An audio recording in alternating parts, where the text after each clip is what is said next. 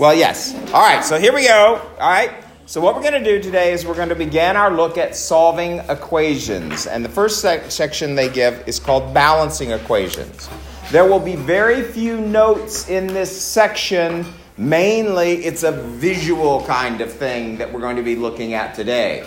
So we're going to hit the visual side today. Then next time we meet, we're gonna look at it from a slightly different approach, and then we're gonna formalize it and put it all together so that we have a formal process to work with, right? But you need lots of exposure to equations because equations are the whole reason we work with algebra. When you're working in algebra, there are lots of different pieces, and they all come together with equations. That's the strength of algebra. Okay? And so this is one of those critical skills that will make or break your math as you move forward. Okay? Now that shouldn't scare you because it's easy. But it should scare you if you're not willing to put in the work that you need to put in to know what you're doing. Okay? Now, I've taught math for a long, long time. And I've seen students just go and go and go and go, and everything's good, and everything's good, and everything's good. And they get here, and everything's not good anymore. Okay? And it has nothing to do with your ability. It has everything to do with you making sure you put in the right work. Okay? So, we're going to learn one way that always works. And then, after that, can you use shortcuts? Yes. Do you need to learn 600 different types of equations? No. We can learn one way that works for all linear equations, and then later you can use shortcuts. And when you know something, say I know the alphabet, right? Yeah. Okay. If you have a really difficult word that you've never spelled before, can you sometimes still make it work? Yes. Yes, because you have a good foundation in spelling and working with the alphabet, yeah? And that's what I need to do with you guys. Now, a lot of you have seen a lot of these topics with equations. I know that, right? But many of you haven't. So we're going to shoot down the middle right now, and then we can branch out from there. Sound good? Now, here's how I'm going to help you out. Because you know I'm all about helping you. What we're going to do in this section, guys, is we're going to have a series of vocabulary quizzes. So what I'm going to do is I'm going to give you a few, very short, key notes and words to know. Guys, are you listening? And the first thing that we'll do every day from now on, when you come to class, is you're going to come up here and you're going to grab a blank piece of paper. You're going to put your name and the date on it. And then I'm going to sit down here and I'm going to write out the rules. But instead of putting the word that goes in the right spot, I'm going to put a blank. And you have to fill in the blank. And no, I'm not going to give you choices. You're not going to have a word bank. You're just going to have to memorize what word goes there. Now, it's the big ideas, right? And I'll underline them and show you exactly. So this should be the easiest test you ever take. Okay? But what happens when things are too easy? You get lazy. You don't study them, right? Okay? But it's really critical that you understand the pieces that we're going to see. And most of them you've already seen. For example, next time we meet, I'm going to ask you to list the 4 parts of a term. Coefficient. Sine. Coefficient, base, which is the variable, and exponent. 4 pieces of a term. Woo, y'all got some studying to do, right? Sine, coefficient, base, exponent. Well, those are the 4 parts of a term, right? Now, yes? What if you don't have to spell a word? It doesn't matter. It's not a spelling count. It's just about exponent. Okay? Now, okay, and we're going to talk a little bit about some things now. So let's just go ahead and review that right now. 4 parts of a term. First part is its sign, which is a plus or a minus, right? Second part is the what? Coefficient. Now remember, a coefficient is really a fancy word for multiplier. But for a term, the multiplier is always a what? A number. Yeah, and it can be a 1 though. If you don't have 1, you assume it to be a 1. Good. Third part is the base. And what is the base of every term? It's a variable. Good. The letters, right? Okay. Now, I want this. If you put one of these, I can live with it in the beginning. But I really want that. I want this. I don't want that. Okay? Okay. All right? Yes. In the test, would it matter like if we did it in the wrong order? Yes, absolutely. Would it matter if you gave me if I asked you to give me money and you gave it to me in the wrong order? As far as like, if I asked you to give me $5,613 and you gave me pennies instead? Or if I asked you to come to class at 8 o'clock and you came at 10? Yeah, it matters. Accuracy and order matter. Okay, so sign, coefficient, base, and what? Variable. Base and exponent, yeah. You need to know them all 4, okay? We've been talking about them a lot, haven't we? Okay, didn't you think that maybe I would eventually ask you to know that? Okay. Now, we've looked at 2 kinds of terms. When you're doing just straight arithmetic, you're only working with numbers, right? And a number, it can be a term, a number term. Remember that a number term is only a number, right? Now, it can't have a sign, can't it? You can have a +4 or a -4, can't you? Okay? But what does a number term not have in it? A variable. A variable. Okay? Same as a base. The same as a base, right?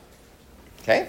Now, the second kind of term that we've looked at are those that are algebraic, which are called variable terms. And why are they called a variable term? Because they have a variable in them. Right. Okay? How hard is that? Okay? So, and remember they have all 4 parts, no matter what. For the number of terms. Okay? So, what kind of term is a 2? Number term. A number term. What kind of term is 2a? It's an algebraic or a variable term, right? So it's algebraic, but I'm specifically looking for what kind of term. It's a variable term, right? And its name is an what? Is an A. It's an A term, actually, right? Okay, because the base names it. Yes. If you just had an A, would it still count as a variable term? Absolutely. Yeah. What kind of term is Y? Y. Variable term. It's a Y term, so it's a variable term. How many are there? 1. You betcha. Okay. And would it be wrong if I put the 1? Nope. If you like the 1s, go for it. Right? Is math made to make your life worse? Yes. Hope. People think so, but it's really not. It's really very straightforward. Okay? Now, let me write down something. Remember, the first part of every term is its what? A sign. Sign. So that tells you that every time you see a sign, it's the beginning of a new term. Rocket science, right? You ever see some headlights coming toward you? Right? That means that there's a car coming, isn't it? So that tells you that something new is coming. So look at this. Say I have 2x plus 4 equals 3. This is an example of an equation. Okay? And it's called an equation because of that thing right there, right?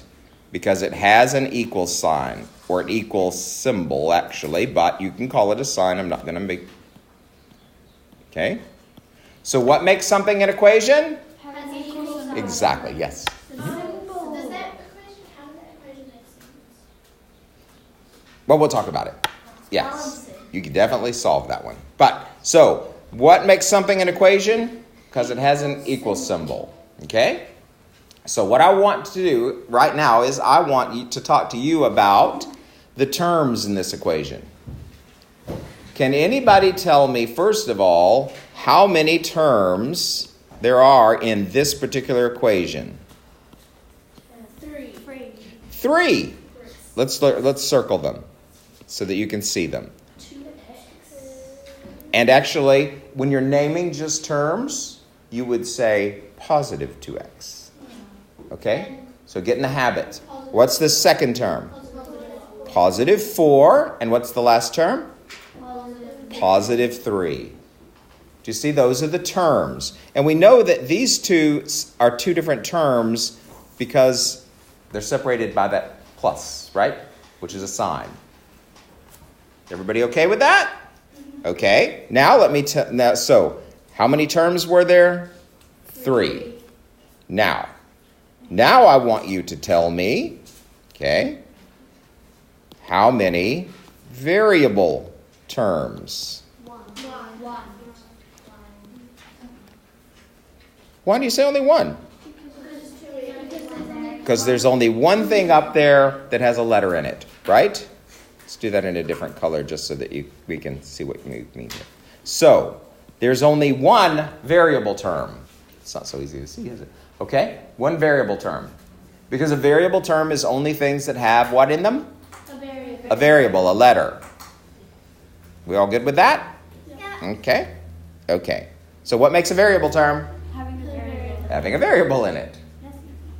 Okay? Keep it easy on yourself, right? Many people try to make it too complicated. It's really not.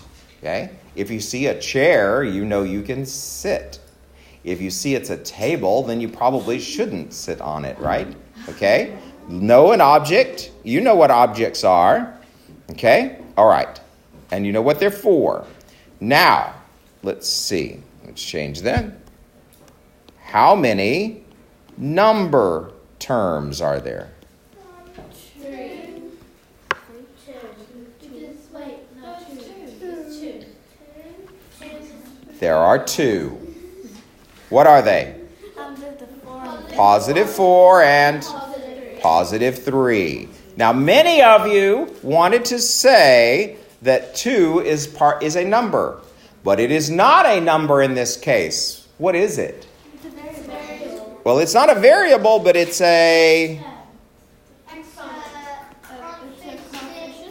coefficient of a variable, right? So it's not, it is indeed a number. 2 is a number, but it's connected with that x, which makes it a coefficient, not a number term, right? Do you see the difference? What is a number term? Only a number. This 2x is part of the variable term, right? Okay. Do you see the difference? Okay. So, you can have objects that are part of other objects, right? Okay. Now, so there are 2. So, one variable term, 2 number terms. Is the 2 a number term? No, the 2 is the, what is it called? Coefficient of the variable term. Get it? It's part of the variable term. We good there? Okay. All right. Now let's go to Education Perfect, and we're going to pretty much be just watching what they're going to do. And there are some videos included, and you're more than welcome to watch them if you want to. We're going to talk about everything that they talk about. So go for it if you want to. But I want to go through the Education Perfect just so that you can see what they're doing, because I'm going to give you an assignment, of course. You know how that works. All right, so in this lesson we're going to learn about equation. What is an equation? How do you know that something is an equation? It's got the equal symbol. Equal symbol. Good. Well, if it's got an equal symbol, then that means the two sides have to be equal. Or another word for that is balanced. Balanced. So balance and equal mean the same kind of thing. So the word equation refers to the action of making things equal. So things are going to be equal. All right? So what is an equation? It's when something equals something else. Now, to those two things, they were not always going to look identical. So here, the equal sign in the equation means that one side is the same as the other, even if they look different. What? Because they're both human. Oh, yeah. So in this case, a human is equal to another human, or a student. I was thinking student and student, but it doesn't matter. Human and human, same thing. Good. Excellent. All right. So look at this one. What does the equation below tell us? That 1 plus 2 is the same as 3. So do you see that they're not always written the same, but they have the same value? So what does it tell us? That 1.2 it has the same value as 3. So there we go. Happy? What does the equation below tell us? Bread plus jam equals a sandwich. Okay? So what does that mean? It's the third one down. Together, bread and jam have the same value as sandwich. Okay? Not better, not worse. 2 bread plus jam. Okay? That's just toast. It's 2 bread plus Well, jam. but bread can be plural. Right? Because you don't have breads. Okay. All right. What can you say about the equation below? X is the same as y plus 1. X has the same value as y plus 1. How nice is today? Nice and easy, yeah? So we know that the equation tells us that two things are equal. If two things are equal, can we ever change them? You bet you can. But if you do change them, you still must keep them equal. Okay? All right? There we go. So an equation needs to be balanced. So if the equations have the same balance, we're all good. It's balanced, right? But if we change the one, then we also must change the other, right? Now, and we're going to look in, that's exactly what I was saying here. There's very few notes in this particular lesson here. We're just getting the idea, right? This is a very visual kind of thing. Because you understand, right? So how many students are there at this table? 4. Okay? Right? Now, how many students are there at this table over there? 4. So are they equal and balanced? Yes. What if I took a student away from this table? Would they stay equal and balanced? No. But I could take one away from there if what? Would they then be equal and balanced? Absolutely. You just learned how to solve equations, kids. Because that's all there is to it. Okay?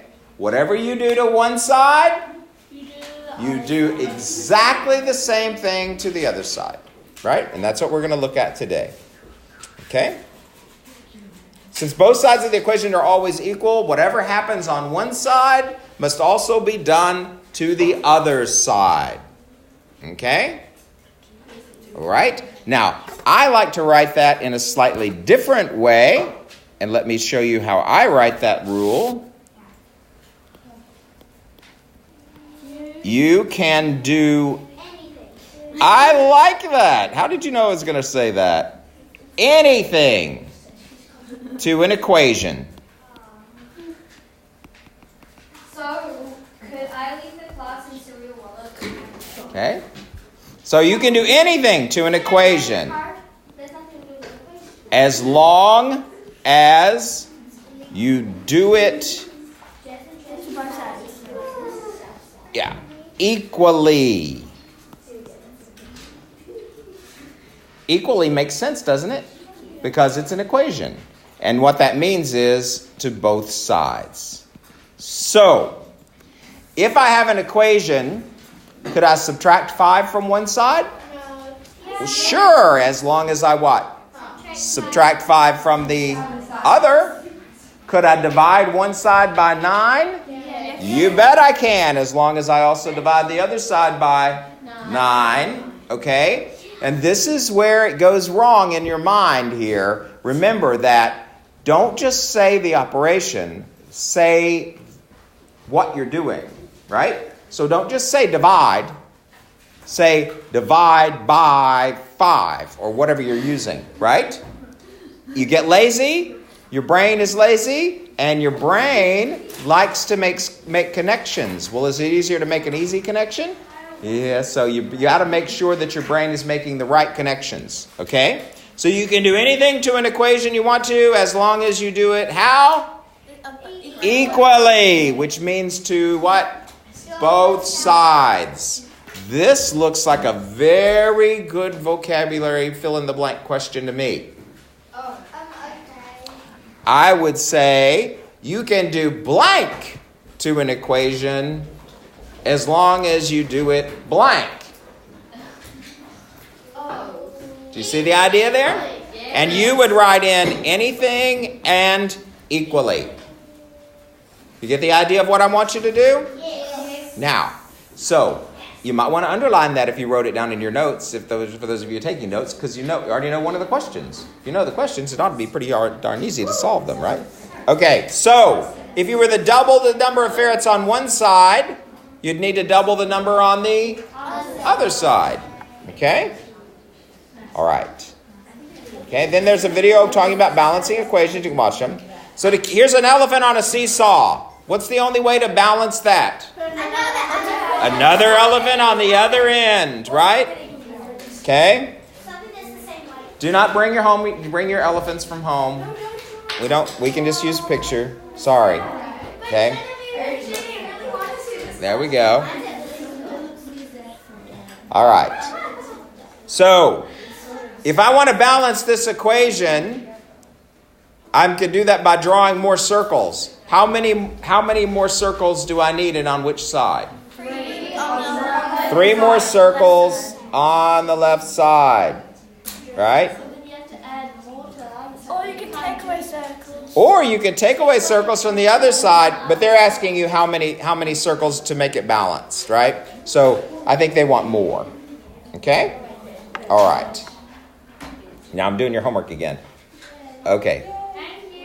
No, I don't need to do that. Okay. So, we can rearrange an equation as long as we keep it what? Equal and balanced. Okay? So, if you double one side, that's fine as long as you what? Double the other. Okay? So, you can do it with numbers too. So the whole point behind solving an equation is to get the variable completely by itself. So how do I get what's over there with that z that I don't want? The number plus 1, right? So how can I move a plus 1? You move it to the other side and it becomes minus. Well, we subtract 1, right? The opposite of add 1 is subtract 1. So let's talk about that in... yeah, but I hate that word. Okay. To solve an equation... Are we back? Okay. I lost y'all for a minute. Okay? To solve an equation, what that means is get the variable completely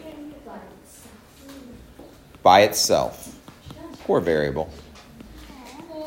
So, would it be solved if I have x plus 1 equals 3? It's not by itself, is it? It's got that 1, right? Okay. And let's say completely by itself on one side.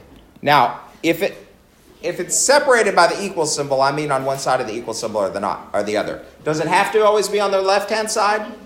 No. It can be on the right, left, just as long as it's what? Alone.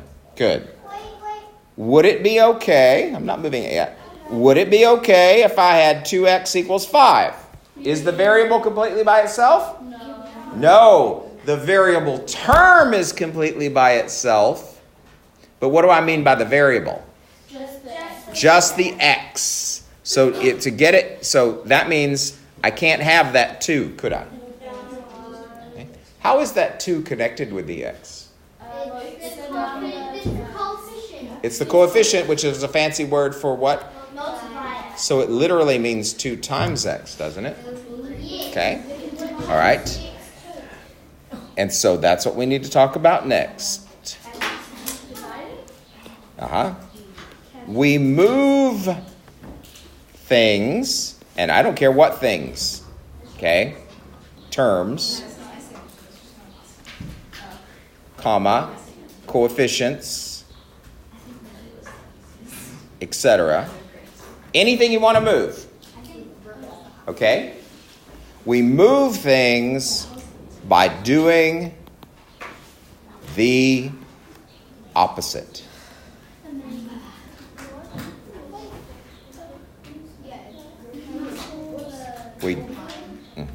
So we do things by moving the opposite. So if I have 2 things that are connected with addition, what am I going to use to take them apart? Subtraction. If I have 2 things that are subtracted, I'm going to what? Use addition. If I have things that are connected with multiplication, I'm going to use division. If I have things that are connected with division, I'm going to use multiplication.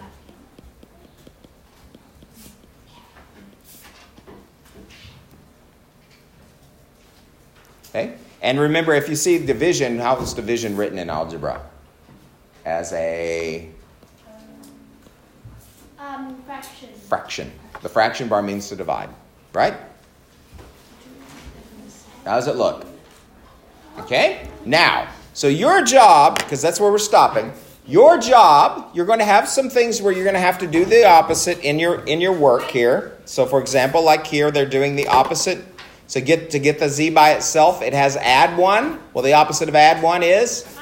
Minus, subtract 1. But if you subtract 1 on one side, you have to subtract it from the other, right? Okay?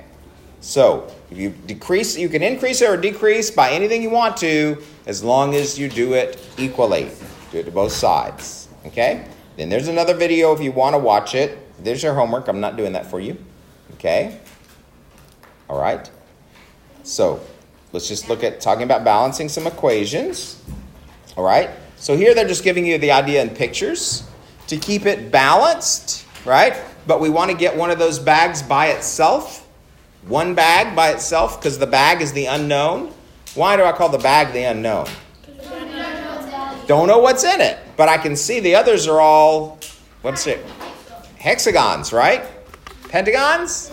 Squares? Rectangle? Pentagons. There we go. Don't forget your shapes. All right. So I could get this alone by first, I don't want 3 bags of money and 2 pentagons on that side. I want to get rid of the 2 pentagons. So they're combined with the bags. So what can I do to move them?